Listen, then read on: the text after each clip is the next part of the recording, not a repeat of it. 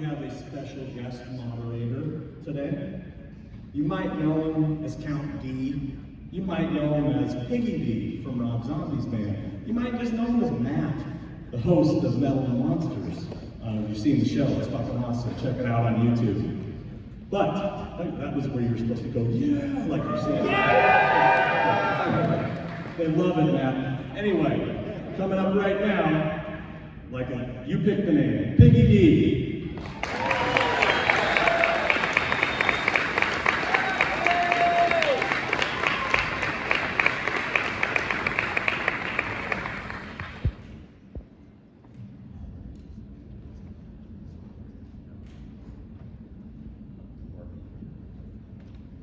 Hey, everybody. Excuse me, people of age. I met him 15 years ago. I was told there was nothing left. No reason, no conscience, no understanding in even the most rudimentary sense. Life or death, good or evil, right or wrong. I met this 6-year-old child with this blank, pale, motionless face and the blackest eyes. There you go. I spent 8 years trying to reach him and another 7 trying to keep him locked up because I realized what was living behind that boy's eyes was purely and simply evil. There we go. Welcome home, everybody. If I had $1 for every time I drove around this town smoking a joint listening to Blue Oyster Cult, I could buy you all a thorn tattoo. So this is who I am, and this is who you are. We love this town, and we love this holiday, and we sure as hell love this movie. Woo! It's the perfect embodiment of everything that represents the holiday. There's something about the way evil is personified in this film that is completely timeless. Sadly, the synopsis of this movie reads like a CNN headline these days, but there's an underlying mythology, even in the simplicity of the story, that keeps us coming back for more every year. And we all showed up today for it. I'm very honored to introduce this cast today, and I want to hear you guys tear the roof off this place as we bring them up, okay? She totally impressed us with her famous squealing, the beautiful PJ Sarah.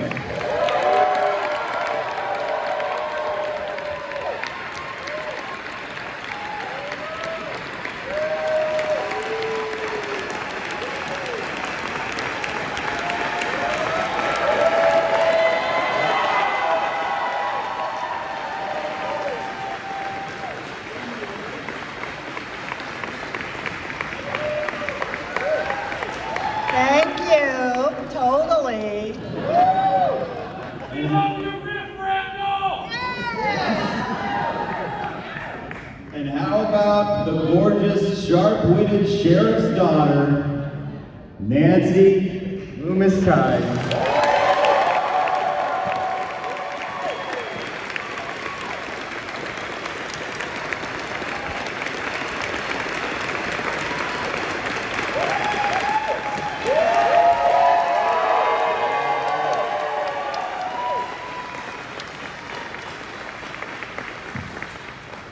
Thank you for being here, Nancy. Guys.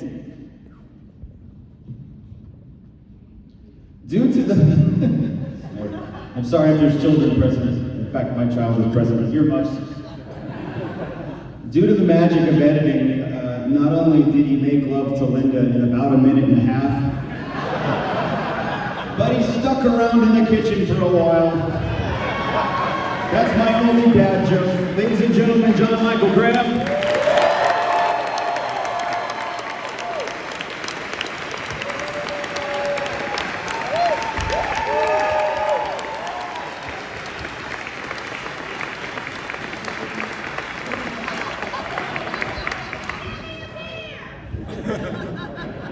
Now, here's a guy that made children in clown costumes horrifying until the end of time.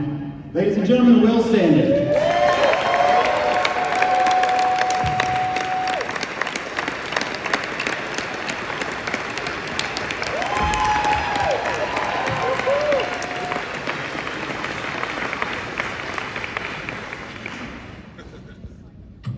Now, her brave performance reminded us all that nudity in horror films will be the first thing that's punished. And her headstone was apparently light enough to carry across town and up some stairs the gorgeous Sandy Johnson.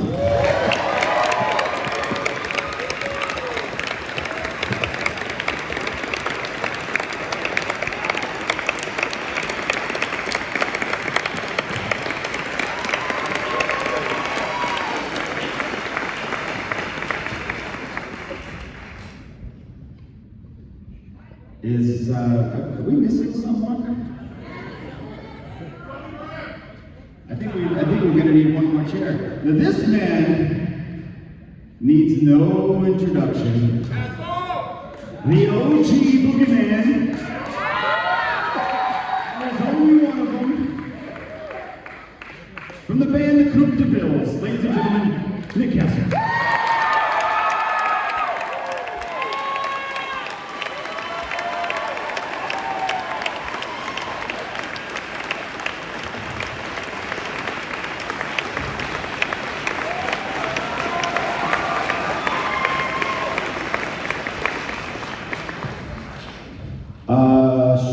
Sean.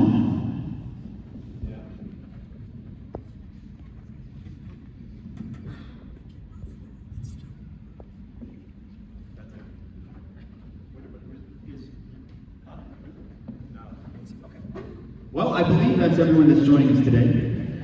So let's, before we get into this, actually, I just want to do one thing. There's a guy that's tied this community together for years. Some of you were stuck on a bus with him yesterday. Today happens to be his birthday. We're gonna sing happy birthday to the one and only King of Horror, Sean Clark. Ready? Happy birthday to you. Happy birthday to you. Happy birthday, dear Sean. Happy birthday to you.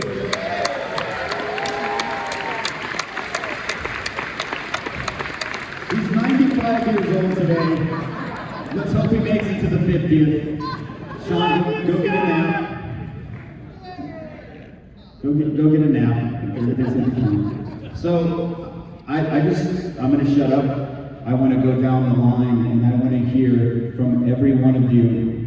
Nick, we'll start with you. How you got involved in the first movie and a little bit of your experience.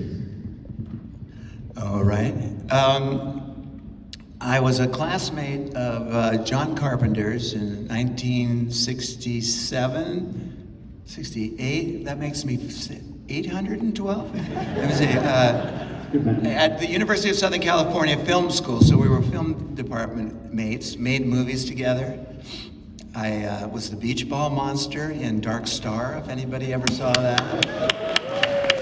You should, by the way, John Carpenter fans should go back and take a look at that if you haven't seen it already. It's pretty hilarious.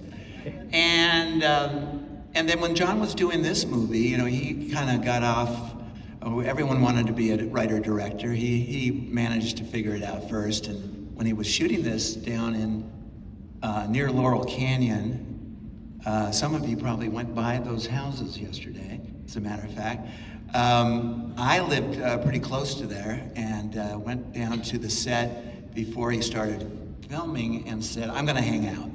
because, you know, when I become a director, then I'll have this tucked in my experience belt. And he said, well, just, yeah, okay. Well, why don't you be this guy then? Here's this mask, put it on, and you'll walk around, kill people, and you'll be here the whole time. And I went, sounds good. 45 years later.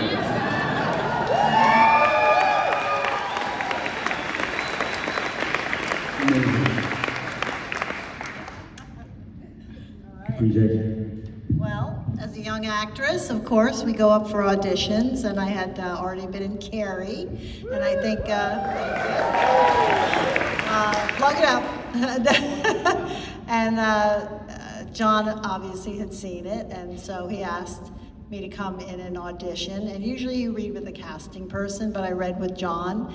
And afterwards, when I finished the scene that I read with him, he said, do you want to do this part? And I went, absolutely. I should have said totally. But I did say, why did you pick me? And he said, because you're the only one that read the word totally right. And I said, well, how else would you say it? And he said, well, that's why you got the part. And then he asked me to wait and to help him select of the three guys, someone to play my boyfriend. And I fell in love with John Michael Graham, and I said, he's my Bob.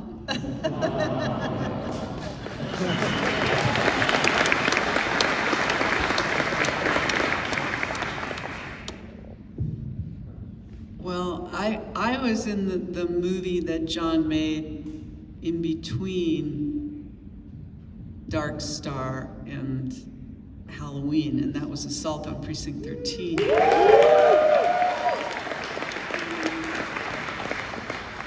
And so John, in his in the way that John is so incredibly sort of efficient, let's not waste anybody's time, you know, giving you the part immediately. He gave me the part immediately. It's like, okay, on to the next thing I have to check off my list. And I was really thrilled with that. I thought that was great. And the only thing that I regret about the whole thing is that I died in Assault on Precinct 13, and I guess John was impressed with that. So I also died in this movie in Halloween. Well, I was not given the part instantly. I was a young actor also, and went back for audition after audition, and luckily PJ finally came in, and that's why I'm here. So thank you, and my girlfriend PJ, who's the best. You all know that she is the best. I was 7 years old. I did a couple commercials and some print. Then I auditioned for the role of Tommy Doyle. Got a call back, read one of the lines. Then they asked me to do a scary face. Next day, they said you got the job, and that was pretty much it. I showed up on a Friday, filmed that scene. It was there all day. Once it got to nighttime, we shot the scene and took about 5 or 10 takes, and then that was it. 6 months later, saw the movie, and 45 years later.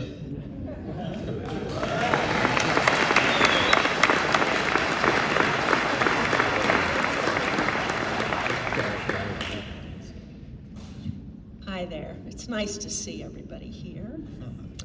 All right, well, I was a model. That's where I started out. And I was a Playboy model. And I was with the Playboy Agency, which is how John Carpenter reached out to me. So I came out and I interviewed in one of the houses. I wish I could remember which one, but it was one of the houses that they were filming Halloween in at the same time. And they had me scream and read some lines, and a couple days later, they said I had been cast as Judith Myers, and I am very happy that that happened.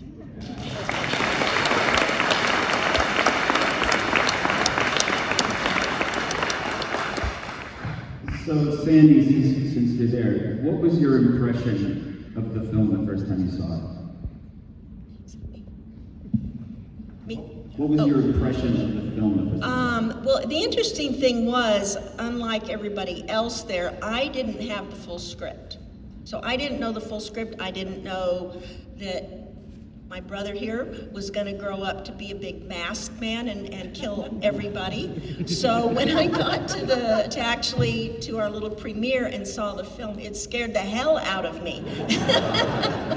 So yeah, it was very exciting to see it. It was very scary, and to me it was a total surprise because I had not seen the script. I'd never seen The Mask or any of that. So yeah, it was an interesting evening. Now, Will, can you still do the face? The face from you mean from that scene? The face. Yeah, I guess. He just said, make a blank look, don't look at the camera, and...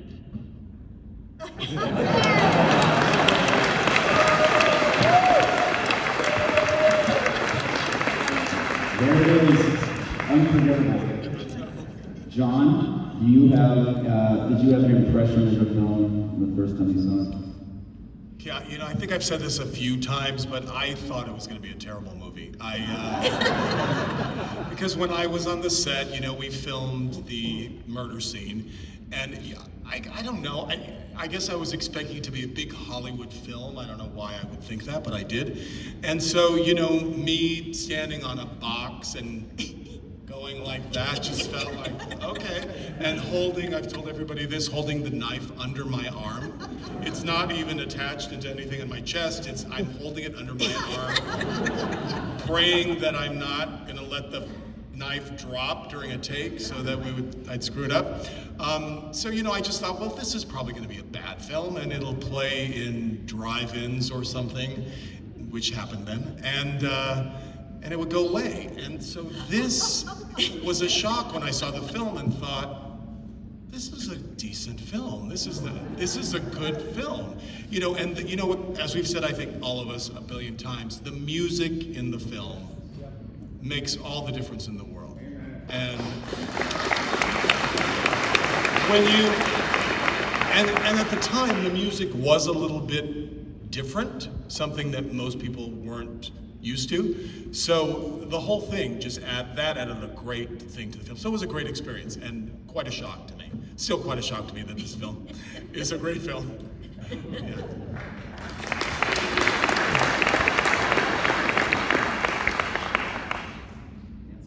I'd love to know what your impression was as a first viewing. Well, I'm sort of, had a similar experience to you, John, because I remember at the wrap party, we were all joking around. I don't know if you guys remember this. We were all joking around saying, you know what, we're gonna be here and it's gonna be Halloween 20. And we were joking about it, right? Wouldn't it be? Because I guess we were really just so glad that the film was finished at that point. So we were just joking about it and laughing about it. And then when I saw the rough cut, I was really worried. I thought, this movie's kind of flat. I didn't know that much about filmmaking, And then I went to the premiere and I was terrified. I was horrified, and at the same time, I was so thrilled that it was so scary and really good, and it was because of the soundtrack. I felt like the merging of those two, the picture and the sound was just astonishing. So it was a lesson for me as a neophyte in the movie business. But I still am not very good at reading a script on the page and imagining the whole thing. So I still have trouble with that, whether it's a play or a movie. So, but anyway, that was my experience.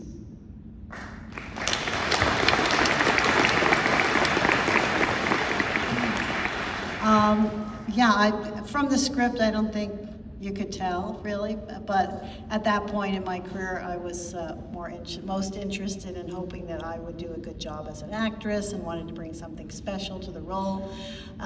So I put in a few more totalies. But when we did see the first cast and crew screening, amazing. I just remember being completely tickled, first of all, at the opening credits with the pumpkin. I thought that was really amazing. And then hearing the music, it just was spine tingling. And I just thought, wow, this is really something. And it made me happy because I really liked John Carpenter and Deborah Hill, and I thought they were such a good team. And I thought, wow, they really put together this very magical movie. But no way did I ever think, wow, this was gonna last 45 years, so. But I'm glad it did, and I'm glad you all still appreciate it and find the magic in it that we felt when we were making it, and obviously it was real.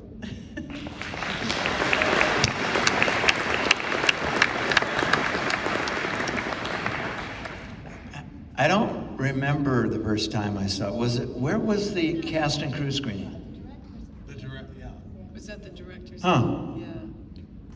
Didn't make much of an impression on me, obviously. I can't remember seeing it. The first time, I remember reacting to it. I went the first week it came out, and I went to a screening of the movies in Hollywood just to see how it was playing, and people were, getting scared. And so I called John up and said, "Hey, John, the movie's working."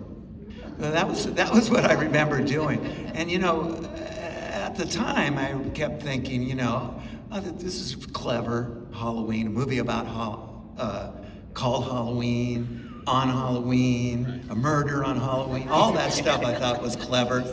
Babysitters. So I was, you're a friend of the creators, both John, Deborah, and Tommy Lee Wallace, we haven't mentioned yet, who found and created The Mask and was the production designer and co-editor. All these people are close friends of mine, and so you're just hoping against hope that it'll, take them another step towards a career, a real career. And look what happened. That was great.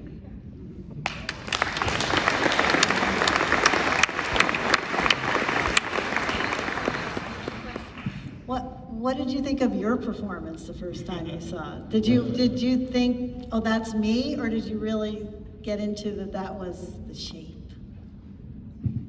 I thought it was either me or Marlon Brando. I can't remember what I thought. No, I don't remember exactly. I've seen, it's funny, I've seen it since, obviously. Every once in a while I go, let's see. But, I just remember every time I jumped out of the shadows, so nothing was ever scary for me. And I always felt like it was, who made those scares wasn't Nick Castle, it was really the characterization of that Tommy and everyone came up with, and John, knowing when to pop out of the shadows at the right time. So it's hard to, separate that from my performance. Does anyone recall anything funny or strange happening on the set that you guys were filming?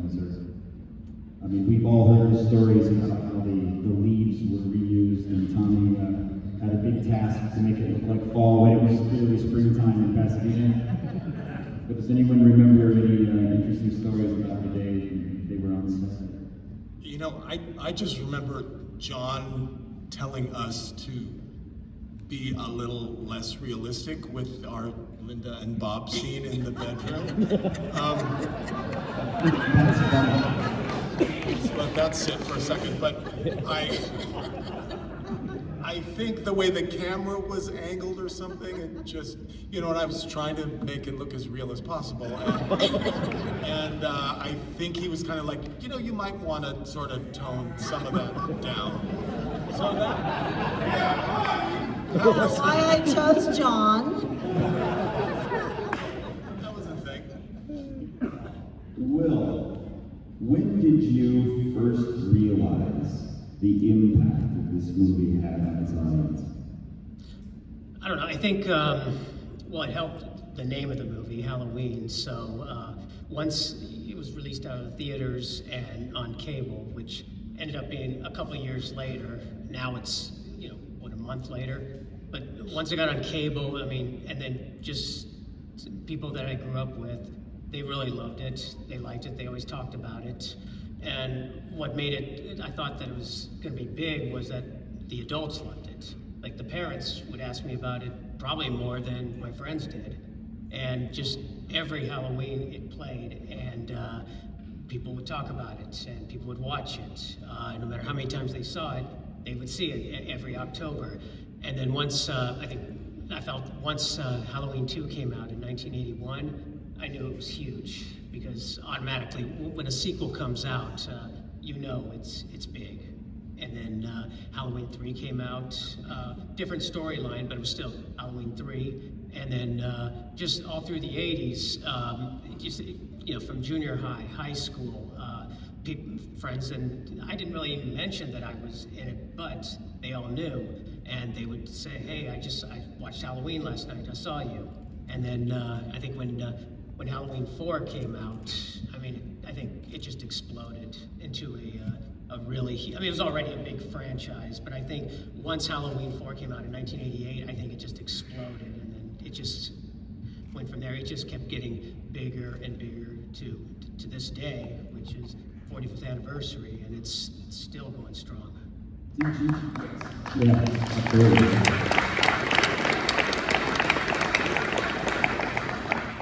Did you ever put the costume on again? No, I've never.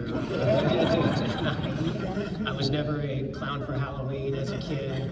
That was the only time, and yeah. So. Do you remember where you were for Halloween around that time? Do you remember what your actual costume was around that time? Like, what were you into? Star Wars? What was it? Oh, when as a kid, and this was in the 70s, I was into, well, because they had those plastic costumes, so I was basically either those old school ones, either Frankenstein, Dracula, Creature from the Black Lagoon, like those kind of monsters I was really into. So when I saw it, I loved all those kind of horror movies as a kid growing up, but I didn't think they were that, even as a kid, I didn't think they were scary. I just thought they were very cool. Halloween was like the first one where I was really scared watching it. I mean, it really did jump at me. That was like the first one that did that. It seems, I think it's maybe one of the first movies, you guys can chime in on this too, that made costumes scary. Like, it was the first time I remember seeing in a film a child in a costume, and the visual of it was unnerving. And I would have imagined at that age you probably would have recognized a lot too, especially once the movie hit. Like I said, I don't recall really telling all my friends or anybody that, hey, I was in Halloween, or I just filmed Halloween, but for some reason they did know. Maybe I did. I just don't remember that, but everybody from grade school and Little League Baseball, they all knew. And but like I said before, they just would talk about it or ask me about it every October when it came out. And that really did help for the growth of the movie, that you had a movie that would come out automatically every Halloween, every October. Yeah. Sandy, question for you.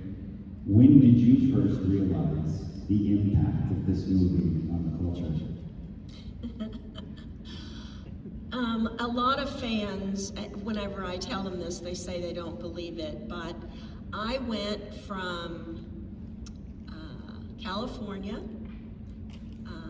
I got married, moved to Oregon, and then ended up back in Texas, my home state, and I was kind of devastated. I'd lost both my parents, so I kind of put acting away. It was just a really bad time for me. And so I became a teacher, special needs teacher, spent a really long time doing that.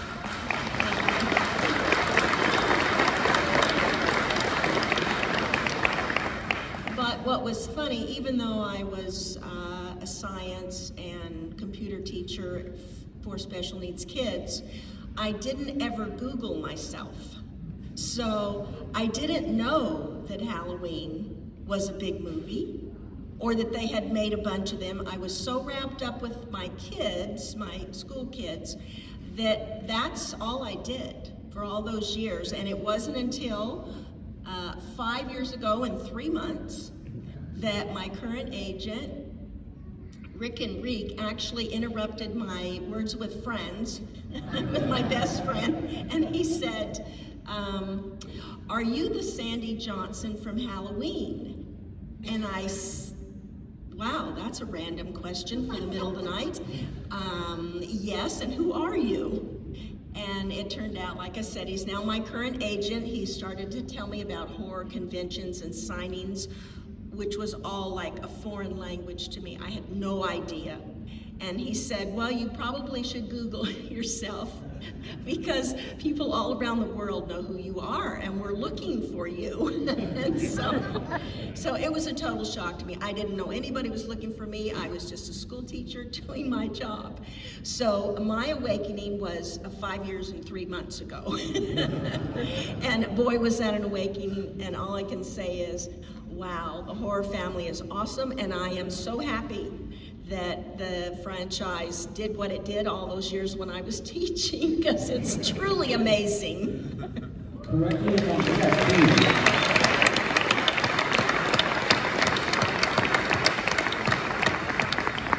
You are technically Dr. Judith Myers, correct? You got your doctorate in... I did. I'm a doctor.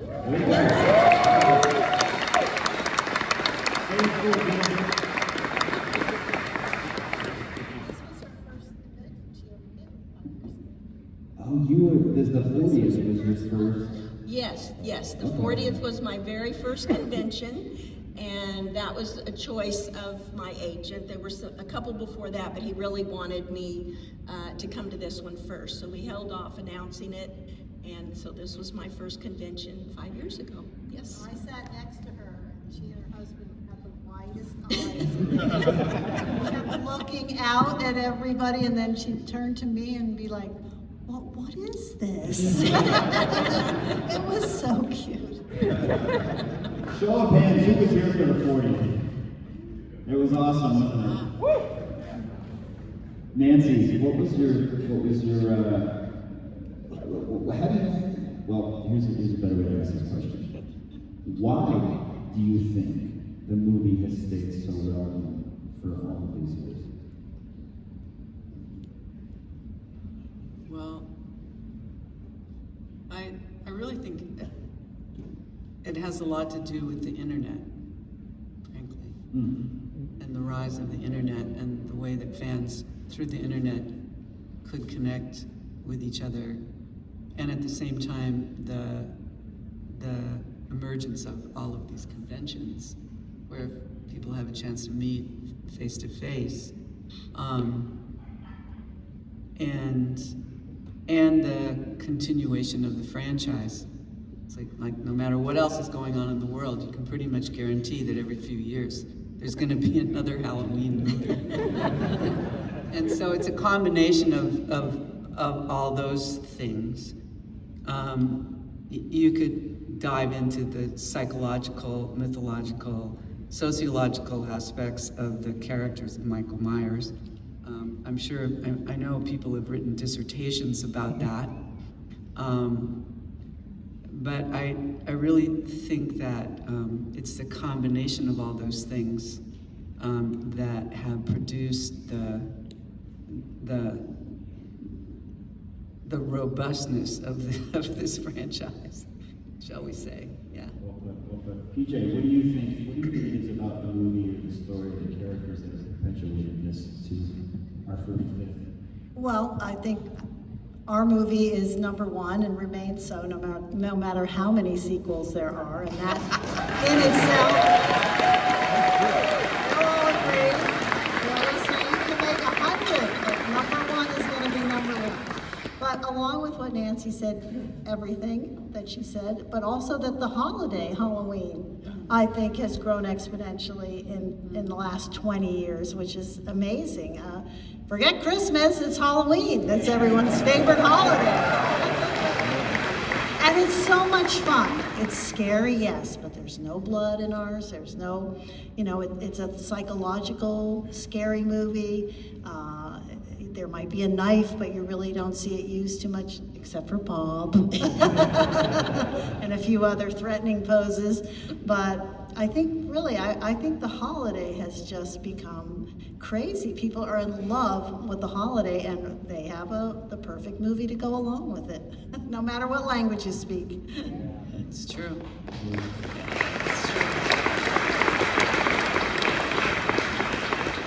Nick, do you have anything to add to that? Do you have any theory as to what has perpetuated this fandom to this level? Anything besides what all these good people said? Let me see. The specifics of the movie, I think, are clear. The Halloween angle, the fact that when it came out was a certain period of time that was unique to this world of horror. The growth of horror over the years and the comfortable nature of, in a strange way, of the family that it makes and the fun that people have. And then in general, I think, and this goes through a number of these franchises, is nostalgia. There's a nostalgic pining and longing for the day you first saw something.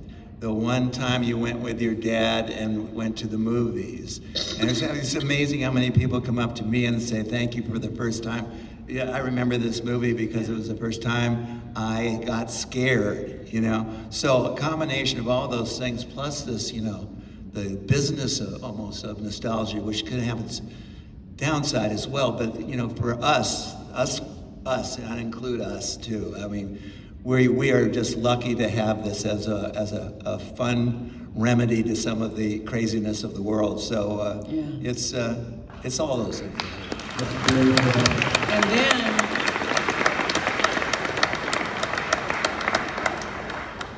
just to add to that, then there's the fact that it was Panavision. I want to give a lot of credit to Panavision. Also,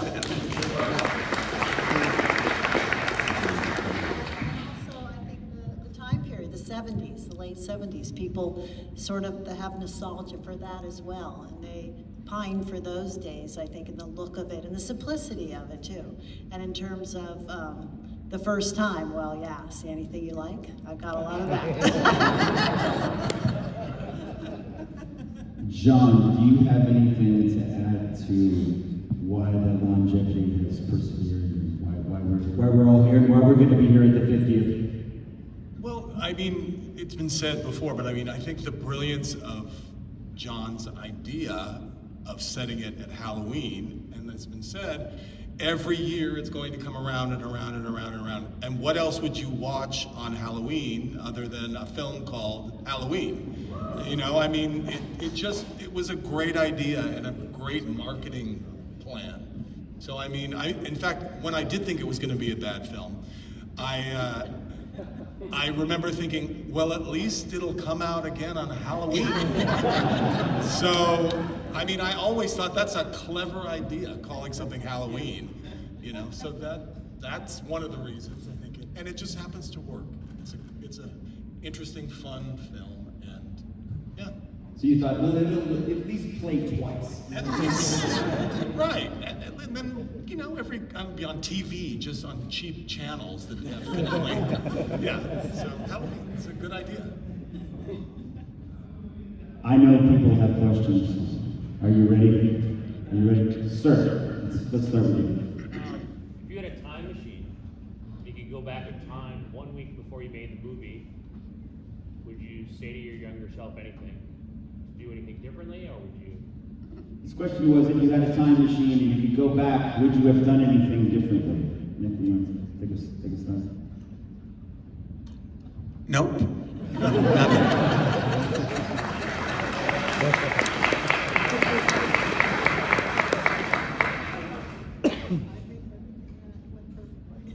You want to say that louder? I think everything went perfectly, but it's a good question. I think I would have just convinced myself that it was okay to relax and have a good time and not worry about it so much, you know, because at that time I was so concerned about doing a good job and making a good impression. So I think that's all I would have done. Yeah, That's how I feel too. I was, very young and very nervous about, my first real role like that. So I was very terrified. And I always say I was hiding in the trailer with the kids. You weren't there that time. Well, but, because it was like, they'd be like, okay, you can go to the trailer now and we'll call you for your scene. So I go, oh, okay. And I'd go and I'd sit and I'd worry about my next scene. So I would just say, oh gosh, calm down. Go out on the set. I'm sure everybody would have been very friendly and welcoming because these are wonderful people. So I would have done that. I would just sit, relax, and be yourself and have a good time. But it came out okay anyway, so. Yeah.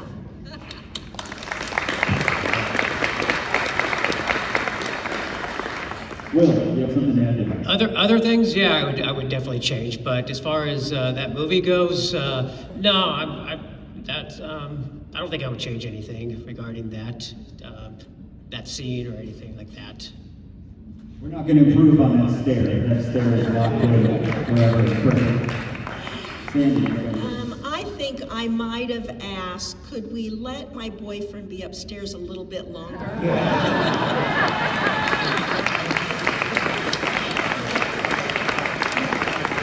It doesn't say too much for either of us. young man in the lecture. What was it like working with Jamie Lee Curtis? A blast. We had a lot of fun together, all of us. We spent a lot of time in the trailer, and she was very engaging and a lot of fun. Yeah, she was, the three of us bonded instantly like we actually had gone to high school together, and we were just giggling all the time. And I just remember Jamie as having a very upbeat and positive attitude, even though she was really sort of terrified that she was doing a bad job and would get fired. I remember she was very nervous about that. But as a, one-to-one, girlfriend to girlfriend, she just was delightful. I remember thinking, she was much younger than I was, but I just thought she was just really a cool chick. Anyone else has no? Who's that? Sir in the witch. What was it like, what was your first reaction to when you heard the soundtrack or any of the music for the first time? Like, was it terrifying? Was it like, oh, that added to the movie? The soundtrack? Yeah, what was it like when you first heard it for the first time, any of you? It really scared me. It was powerful. I realized how powerful it was because I had seen the rough cut without any sound at all. And it was like night and day when the soundtrack was merged with the picture. It was pretty amazing. But the soundtrack itself, I'm so thrilled that so many of you have collected that album and appreciate the music for itself. It's pretty great. And it was shocking because I didn't really know John was a musician, or I guess at the rap party you guys played, you had a band, the Coupe de Villes, and they played, and I was like, oh, that's cute. They played instruments too. Everyone in the 70s had a band, it seemed, so it wasn't anything out of the ordinary. But then when we went to the cast and crew screening and this little piano started playing, I was like, wow, and then it said music by John Carpenter. I'm like, really? Oh, the guy does everything. And then realizing, wow, and the few times that I did see it on TV at home and I just turned the sound down just for fun, I go, not as effective, you need that music. So really brilliant, it really amazed me. Next question, sir in the orange shirt. Yeah, what is something that you took from that movie? What, like a learning experience, something that you took from Halloween and used it maybe like towards your personal life or your career? Was there something they took from Halloween as a learning experience that affected them moving forward? I'll do it.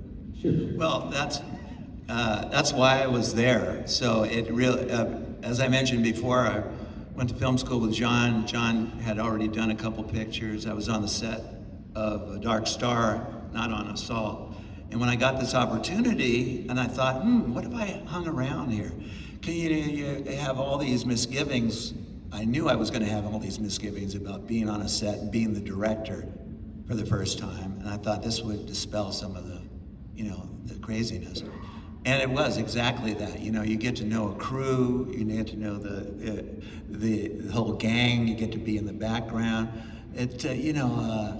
All of the fear that would build up before it. Of course, you're going to have anxiety when I did my first picture as a director, but it did help in that regard. And also, John's very good. So I've learned his demeanor on the set, which I thought was smart, and not just smart, but because he's a nice guy. He was good to the crew and respectful to the crew and the actors. That was important because you hear all these monsters, horror stories, that's a good term for it, about prima donna directors and go off and yell at people and stuff like that. So that was good too, to know that. And then the simplicity and kind of classic nature of the way he would address the scenes in terms of the way where the camera was placed, the movement of the camera, things like that. It was a good school. Even though I went to school with him, we learned these things together. John kind of was, a step ahead. So it was always like a good person to lean on and to find out some stuff. Really great question. Anybody else has anything for that? One thing that I learned that has been a big thing in my life is that I learned that you never know where you're going to end up. You never know what's going to lead you here. I mean, like we've all said, none of us would have expected that we would be here in this situation with all these people who love this film and whom this means so much to. And I just think, you don't know how you touch people. Everything you do, you end up touching people in a way. And how we've managed to touch people, all of you, by being in this film where we each had our own little ideas of what we were doing. And we've come together and made this. So I think you just never know in life what's gonna happen, what's gonna take you to where you need to go. And that's changed my life, doing this and seeing how this happens. And just realizing you gotta watch what you're doing, do your best, and this happens. From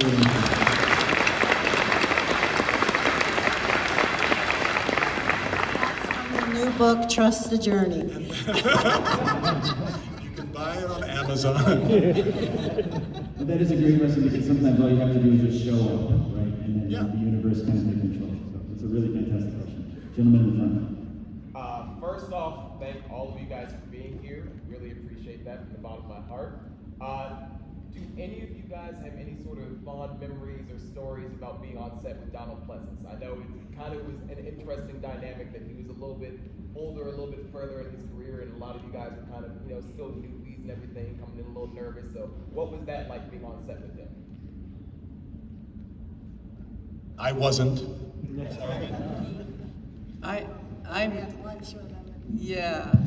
I didn't have that many scenes with him, but I was completely awestruck by Donald Pleasence because he, in my opinion, he was like a major star. I watched his movies since I was a kid, and I thought he had the craziest eyes I'd ever seen. And so that other question about it, if you could have done something different before Halloween started, I think I would have had it written into my contract that I would have had a scene with Donald Pleasence.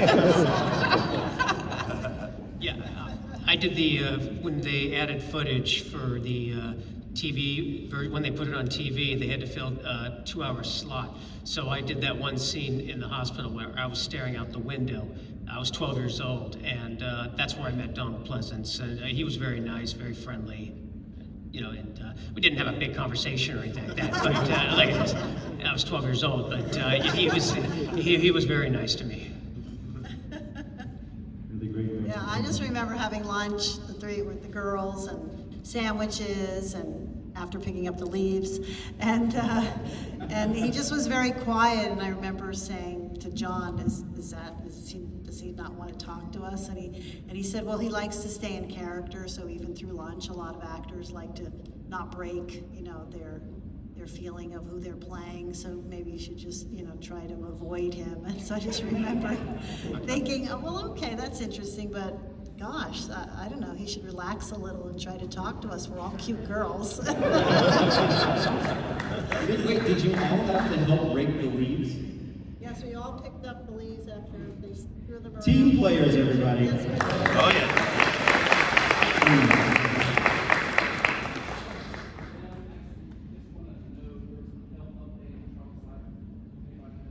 Oh, yeah, do we know what's going on with Charles? Yeah, he had surgery yesterday. He's fine. He's still in the hospital. He had his pacemaker replaced, I think. So he's doing fine. Yeah. Well, send all the love to Charles and family.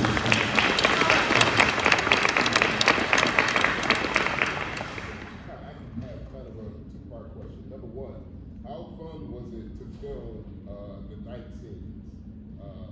That's my first question. And number two, when you return to Pasadena and LA or where some of the other shots were filmed, what are some of the feelings that come over you? Obviously you have memories of being on set, but I can imagine you spent some time off of set and maybe there were things that you did and you hung out. How does it feel to return here after all of these years and sort of have these memories and everything sort of flood you? Like, what does that kind of feel like? Let me just repeat for the back room. So he's asking, is there any feelings that come back when they return to Pasadena and the LA area, and what was it like to film at night? If anyone would like to take that.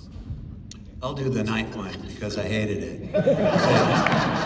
and especially for one scene when, and you get to, if you stop your video thing or whatever they have now, DVD, at a certain point you can see me jumping onto the car at the beginning of the movie. He escapes the insane asylum and they pull up in a car and they get scared away. He jumps in the car and he smashes his hand into the window, all that kind of stuff. That was done at about 4 in the morning on a 45-degree day in the spring, late winter, whatever we were. And it was really cold. And all I was in is a hospital gown. You know how thin those are. And underpants. And John said, okay, you're going to do this. You're going to jump on the car. And then you're going to do that. Okay, that's not so bad. So, but then, and this, I swear I remember it this way.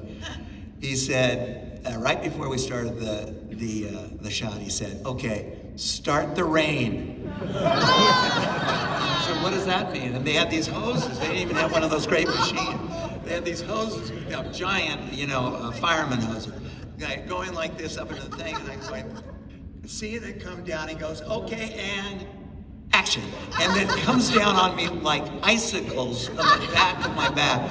And then I had to go through the whole scene just almost screaming with pain. And so I do it, and I go like this, what the? They put a furniture blanket, they call it, on the set there. It's like a blanket. And I said, I'm grumbling, and then John turns and goes, okay, let's do take 2. So that was my least favorite time on the set, and that's my memory of nighttime shooting.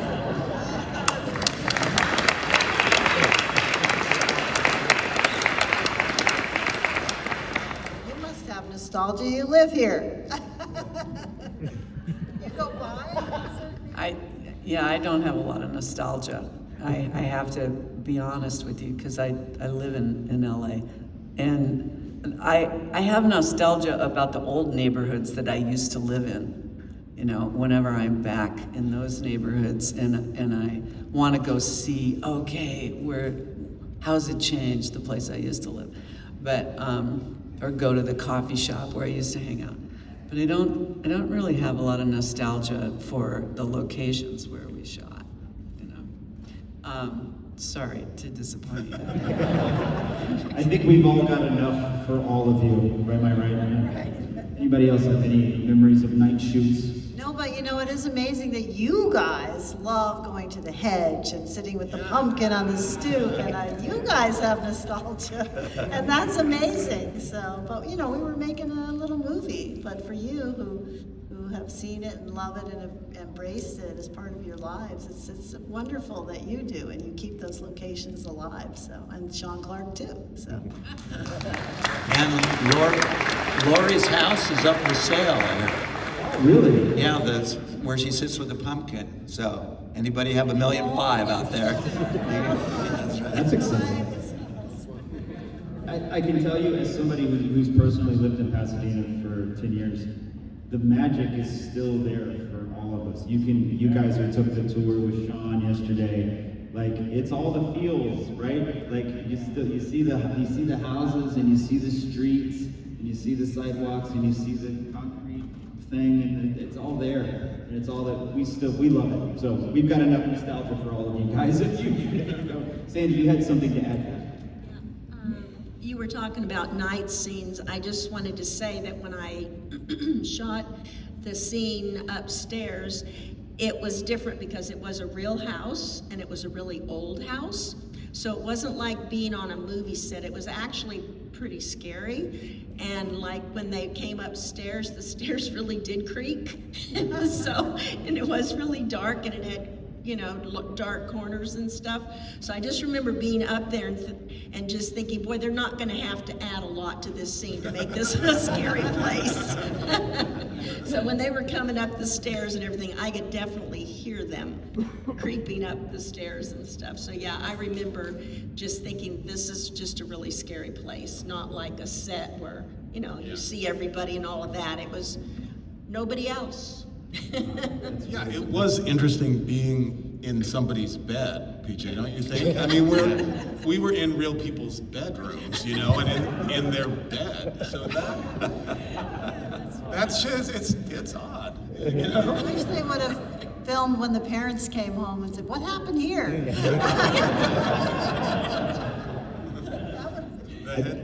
I think we've got time for one more question. We're actually running over, so gentlemen. My question is for Will. I was wondering if early on, if there was any discussion of you maybe playing Tommy Doyle instead, and Brian Andrews maybe playing young Michael.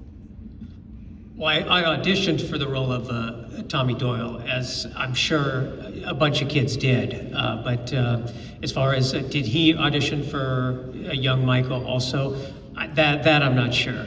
I just I read for that role. I read for the callback also, and he also told me to, like I said before, you know, make a scary face. And when the next day when they said I had the job, I didn't know which role it was, but until I went to the set on that Friday and filmed the scene, I said, okay, I know which role I got. And also later on, I heard that Brian Andrews was cast as that, because I did know him back then and his mom. So. Good question. Okay, one more question. One more. Young lady.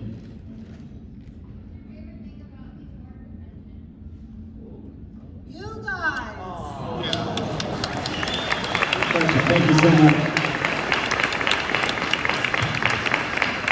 John, you said something about how you affect people, and I think what's really apparent today is how much everyone appreciates. I know you guys just showed up for work to do your part, but here we are all these years later celebrating what you left on the screen for us, and you all brought your A game to your job that day, and it counted.